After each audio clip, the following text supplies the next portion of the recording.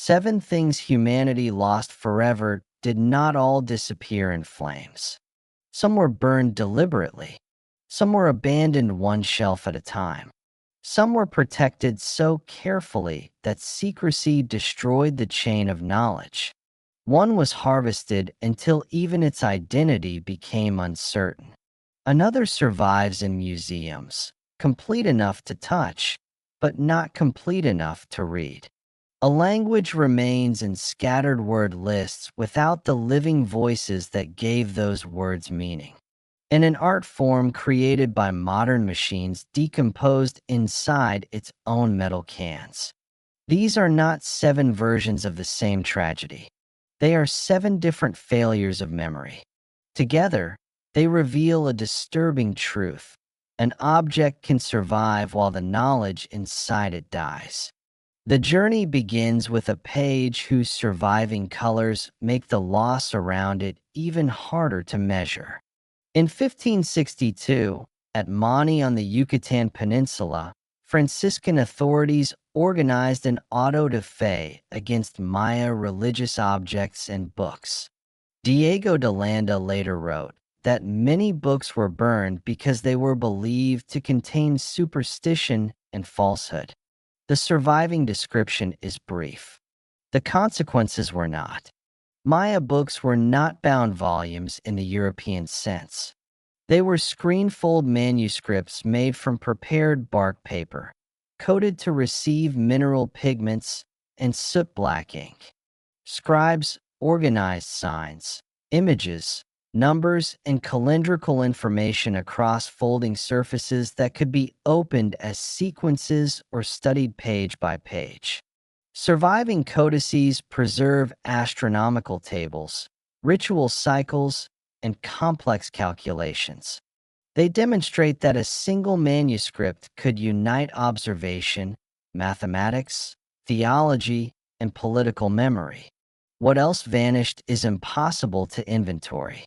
Medical practices, local histories, genealogies, and records of places may have been among the destroyed materials, but the evidence does not allow a complete list.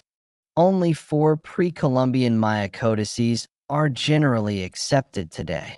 Their survival is extraordinary, yet also misleading. For books can suggest the brilliance of a tradition without revealing the scale of the library that once supported it. At Mani, fire destroyed more than bark paper. It broke the continuity between generations of trained readers, painters, and interpreters. And that is the first pattern. The page can disappear in a day, but the deeper loss is the community that knew how to make the page speak.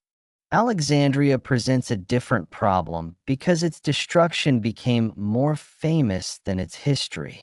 The ancient library was associated with the Mouseion, a state-supported center of scholarship in the Ptolemaic capital. Its ambition was to gather, copy, classify, and compare texts from across the known world. Ancient accounts describe books arriving by ship, copies being made, and scholars working among collections organized on a scale rarely attempted before. Callimachus produced the Pinox, a vast bibliographic catalog of authors and works. Even fragments of that catalog hint at an intellectual infrastructure, not simply a room filled with scrolls. The popular image of one spectacular fire erasing the entire library is almost certainly too simple. Caesar's war may have destroyed books near the harbor. Later conflict, political upheaval, and damage to urban districts may have taken other collections. Yet institutions can die without a final night of flames. Papyrus had to be recopied. Shelves had to be repaired. Scholars needed salaries, storage, and political protection. When patronage weakened and buildings declined, texts could vanish through ordinary neglect. Later writers preserved quotations from works that no longer survive, leaving names without books and arguments without their original context. No complete inventory remains to tell us what Alexandria held at its height or exactly when each part disappeared. The mystery is therefore not one missing building. It is a long collapse of copying, cataloging, and care. Alexandria proves that knowledge does not need to be attacked to be lost. It only needs to stop being maintained. In Constantinople, the knowledge may have survived for centuries because it was restricted. Byzantine fleets used an incendiary system later called Greek fire. Its most feared form was projected from siphons mounted on warships, where a pressurized apparatus could send burning liquid toward an enemy vessel. Ceramic containers may also have carried incendiary mixtures at shorter range. Contemporary descriptions emphasized fire that continued across the surface of water, an image that made the weapon as psychologically powerful as it was destructive. But the famous secret was probably not a single ingredient. A functioning system required a combustible mixture, sealed storage, pumps, valves, hoses, ignition, maintenance, and crews trained to operate the equipment on a moving wooden ship. Historians often suspect petroleum products such as naphtha, but the exact composition remains debated. Resin, sulfur, lime, and other substances appear in later theories, yet no proposed recipe can be treated as confirmed. The geometry of the nozzle, the pressure of the pump, the preparation of the fuel, and the sequence of ignition may have mattered as much as chemistry. That complexity explains why modern demonstrations can reproduce a similar effect without proving that the Byzantine method has been recovered. Imperial secrecy may have protected the weapon from enemies, but it also concentrated knowledge inside a narrow circle of specialists. When workshops changed, records disappeared, and trained operators died, the system fragmented. Greek fire reveals the paradox of guarded knowledge.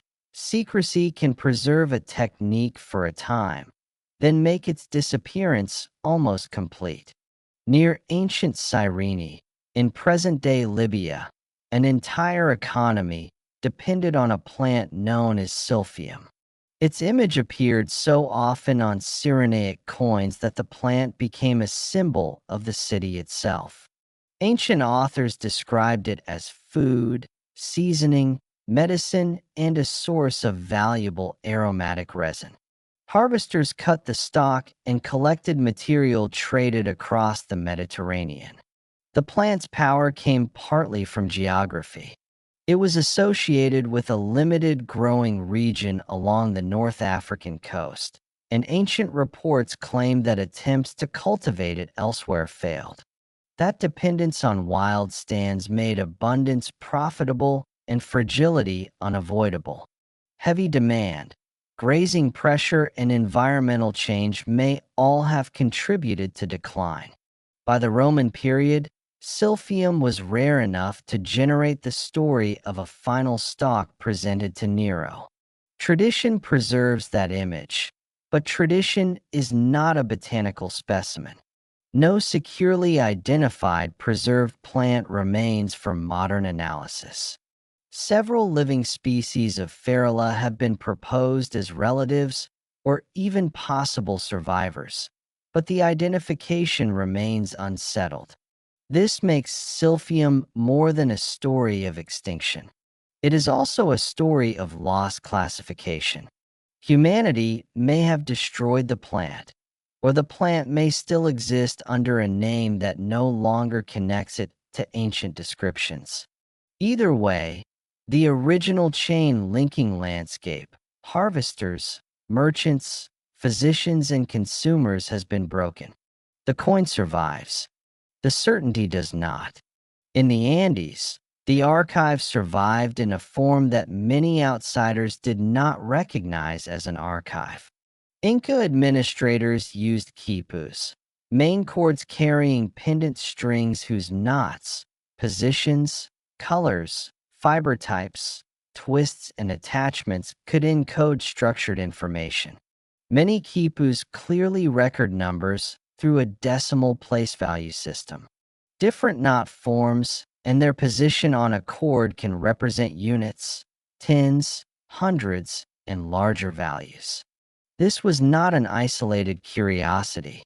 Khipu specialists helped manage labor, tribute, population, and stored goods across an empire connected by roads, storehouses, and administrative centers. Spanish colonial officials sometimes accepted testimony based on quipus in disputes over accounts and obligations. The cords were therefore not mute objects.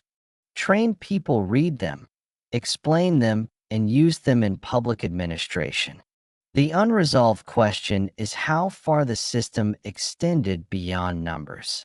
Repeated color patterns, chord direction, and structural relationships may have represented categories, names, or narrative information. Some researchers believe certain quipus could preserve more than accounting, but no complete grammar has been recovered. Colonial suppression, dispersal, and the decline of specialist transmission separated the cords from the people who understood their conventions. Hundreds of quipus survive in museums and collections, and digital projects now compare them in extraordinary detail. The irony is severe. The archive may be physically present, fiber by fiber, while the rules that made parts of it legible are missing. Unlike the codices of Mani, the quipus were not all destroyed. The literacy around them was interrupted. That may be an even more unsettling form of loss, because the answer appears to remain directly in front of us. Newfoundland shows what happens when the loss of knowledge follows the collapse of an entire social world. The Beothuk moved seasonally across the island, connecting rivers, forests, interior caribou routes, and coastal resources. Red ochre was applied to objects, clothing, canoes, and sometimes the body, creating a distinctive material tradition noted by Europeans. As settlement expanded, coastal fishing stations, traps, fences, and new patterns of occupation disrupted access to places essential for food and movement. Violence, hunger, disease, and isolation reduced the population over generations. Shannon, who died in 1829, became the best-known source for the final years of Beothuk history. While living in St. John's, she produced drawings and maps that recorded camps, journeys, encounters, and remembered places. Those pages are invaluable because they preserve information from lived experience rather than from an outside observer alone. Collectors also wrote down Beothuk words, but the surviving lists are inconsistent and contain very little connected speech. A vocabulary list can preserve labels. It cannot preserve the full sound of conversation, grammar, humor, storytelling, or the meanings that change with situation and relationship. Modern oral histories and questions of ancestry also complicate the old claim that Shannon was literally the final person of Beothuk descent. What is clear is that the unbroken public transmission of a distinct Beothuk language and lifeway ended. Here the surviving evidence includes drawings, objects, and words, but almost no voice. The silence is not created by an empty page. It is created by a page that no living speaker can fully animate. The final loss belongs to the modern age, and that is what makes it especially disturbing. Silent films were photographed on nitrate stock, a material capable of producing sharp, luminous images, but also dangerously unstable over time. A feature could require thousands of feet of film wound tightly inside metal cans. Nitrate can shrink, buckle, become sticky, release corrosive gases, and eventually collapse into amber residue or powder. Once decomposition advances, a reel can be destroyed inside a closed can without any spectacular event. Studios also discarded prints after their commercial value ended. Storage occupied space. Preservation cost money, and few companies imagined that ordinary entertainment would become irreplaceable historical evidence. Vault fires made the danger visible, but routine disposal and chemical decay erased far more than the public could see. The Library of Congress estimates that about 70% of American silent feature films are completely lost, and fewer than 1 in 5 survive complete in their original form. London After Midnight, the 1927 film starring Lon Chaney, is one of the most famous examples. Stills, scripts, and later reconstructions preserve its outline, but no complete print is known to survive. Its last known copy was destroyed in the 1965 MGM Vault fire. Yet the story is not entirely closed. Lost films are occasionally discovered in foreign archives, private collections, or cans filed under the wrong title. Preservation now depends on cold storage, duplication, scanning, inspection, and institutions willing to fund work whose greatest success is that nothing disappears. Cinema was invented to preserve motion. Nitrate revealed that recording an image and preserving an image are two different achievements. 7 losses, 7 mechanisms: destruction, neglect, secrecy, exploitation, broken literacy, interrupted transmission, and decay. No single enemy erased them all. The Maya codices show what deliberate destruction can remove. Alexandria shows what abandonment can dissolve. Greek fire shows the danger of knowledge held by too few people. Silphium shows how an ecosystem and an economy can fail together. Khipus show that an archive can survive after its grammar is broken. The Beothuk records show the difference between written words and a living language. Nitrate film shows that even modern memory can destroy itself. The greatest loss may occur at the moment when the final specialist disappears, the last person able to connect an object to the system that gave it meaning. Of everything humanity is lost, what would be worth bringing back first?